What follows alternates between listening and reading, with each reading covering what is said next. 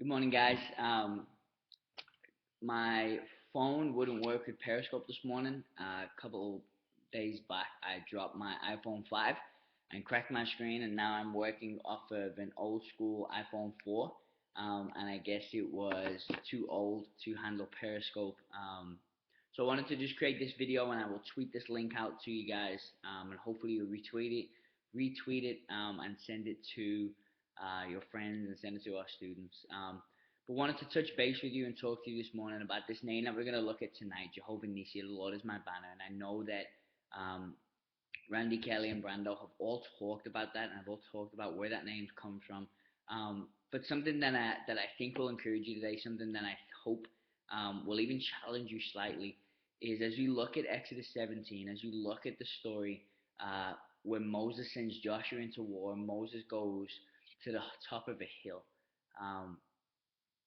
As you read through that story, you never see it say God commanded Moses to, or God told Moses to go, or God or an angel of the Lord came to Moses and said, Moses, go to the hill. You never see that. You see Moses tell Joshua to take the guys and go to war, and it says, and Moses went. And Moses went to the top of the hill. And here's what I think Moses understood. Here's what I think Moses grasped that sometimes we don't, is that the war, the battle, isn't won here in what we do on earth. It isn't won in the physical aspect of the war. The war, the battle is won spiritually. And Moses grasped that. Moses understood that it doesn't matter how much he does here. It doesn't matter how strong their army may be. It doesn't matter how good their army may be. That is all irrelevant if you're doing something outside of what God has called you to do. And even Paul, later on in Ephesians, Paul talks about this. He says this in Ephesians 6. He says, our struggle is not against flesh and blood.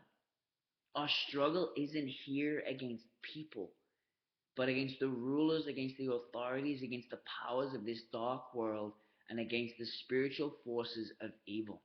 And he says that in Ephesians 6. So what I want to encourage you today is to have a battle plan, to have a strategy, to be ready and prepared, to know that it doesn't matter what you do here. Maybe it's a colleague at work, maybe it's a teacher, maybe it's another student at school. You have got to take the war. You've got to take the battle to the spiritual realm. You've got to spend time in prayer. You've got to seek the Lord. You've got to be surrendered to Him in your own life, because it's irrelevant what you do here on this earth if God is not fighting for you. There's no amount of effort that you can put into a fight down here. There's no amount of effort that you can put into a battle you've got going on here if God isn't for you. And that even goes to our personal lives.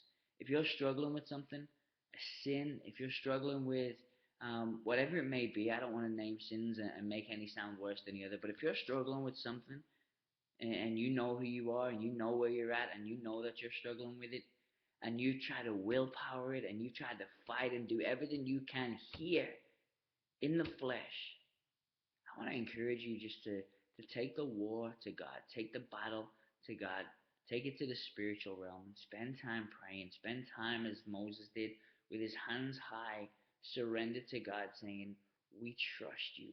We trust that you will win this fight. So I hope that encouraged you this morning.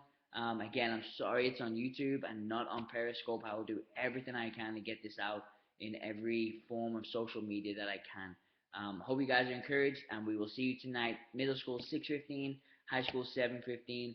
Look forward to seeing you guys then.